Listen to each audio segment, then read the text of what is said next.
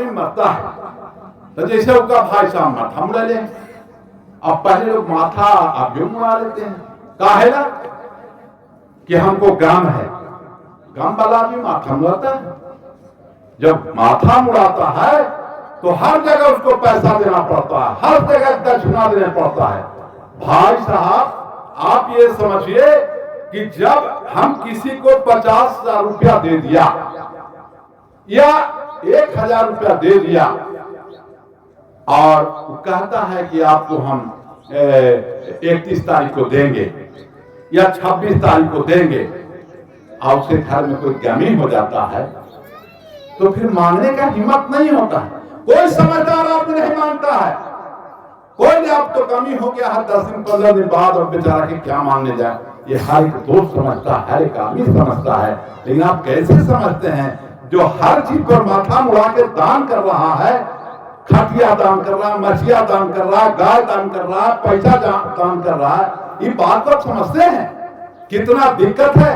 क्या खटिया पर सोने वाला खुशहाल रहता है? वहां खटिया उनको मिलता है? कोई कहने के लिए आया कि हम गए थे तो हमको खटिया मिला था?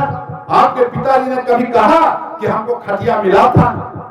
और जब वो कहने नहीं आए, यहां से कोई जाता नहीं है, जाता है तो कोई आता नहीं, तो पता कैसे चलता है कि जो निहाली दे रहे वो सोएगा, जो गाय दे रहे उसका दूध खाएगा? ये बात को समझने की जरूरत है, इसको गंभीरता से लीजिए। और यहाँ तो कहता है बांधा मुड़ावा विष्णु पद में जाइए, यहाँ चढ़ावा वहां चढ़ावा। जब सब पैसा ठगा जाएगा पिंड वाला पिंडा करने में, तो कहेगा कि ए जजमान अब लावा तोरा माथा मुड़ा के आवा। अब जो बचल खुचल पैसा है से माथा मुड़ाव में चला जाता, और वहां से आता है तो चूना के इसे टीका लगाता। न कहते हैं कि अरे फलना के चूना के टीका लगा दे हो, अब इतना नहीं समझ रहे तो ऐसे टीका लगाता है।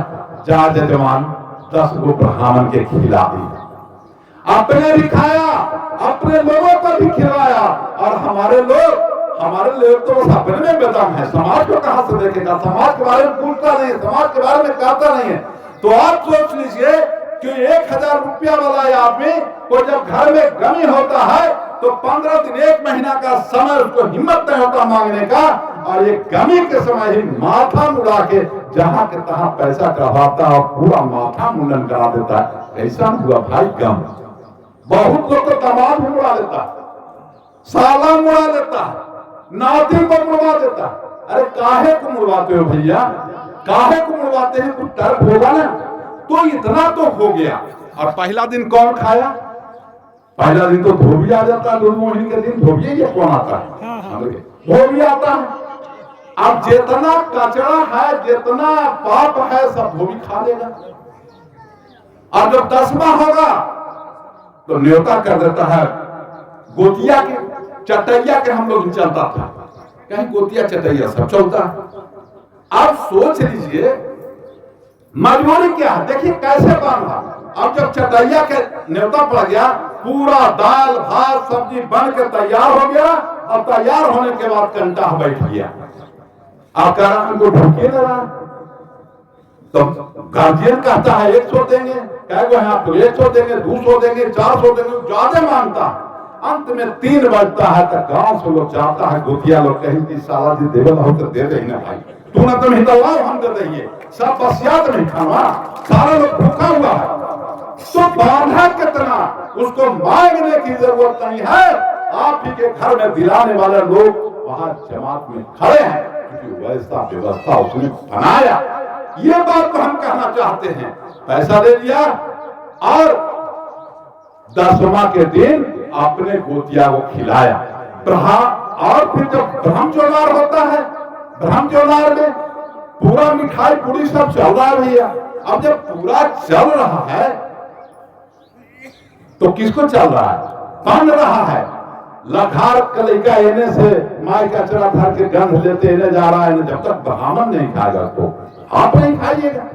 उसका कुटुंब जो है सब बैठका में पड़ा हुआ, बहनोई है, फूफा है, नाना है, अमूह लटके से देखेगा, देखिए ना तैयार हो जाए ब्राह्मण लोग, फिर ना भी ना 1 घंटा देखा, फिर पाकर सो जाता।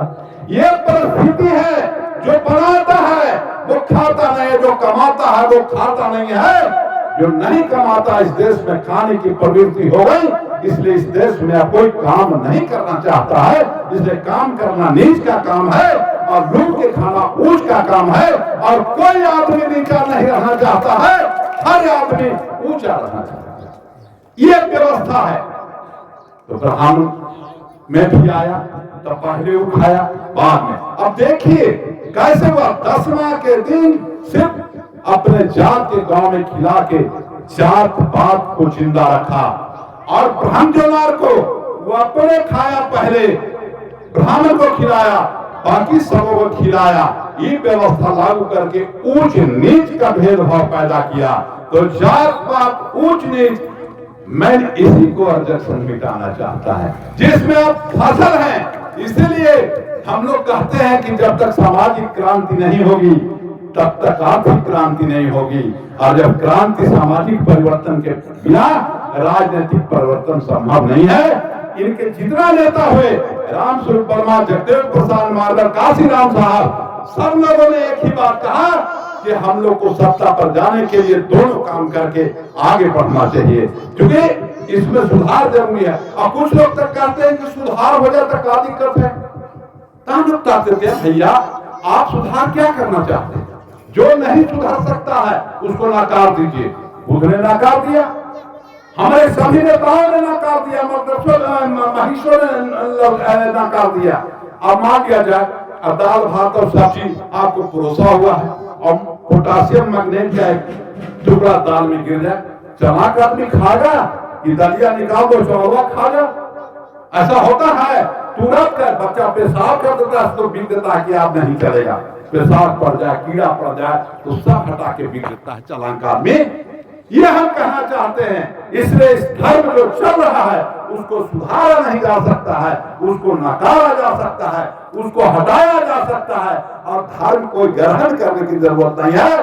जो तुमको बुरा लगता है दूसरे के साथ नहीं करो, ये काम करना चाहिए। अगर हमको कोई गाली देता है, बहन लगा के, माइक लगा के, हमको लगता है कि मेरे साथ ही नाजायज किया है, तो हमको सोचना पड़ेगा कि हमको जब बुरा लगा तो हम भी किसी के महल बहन और माँ लगा के गाली नहीं दे, ताकि हमारा जैसा तकलीफ उसको झेलना पड़े।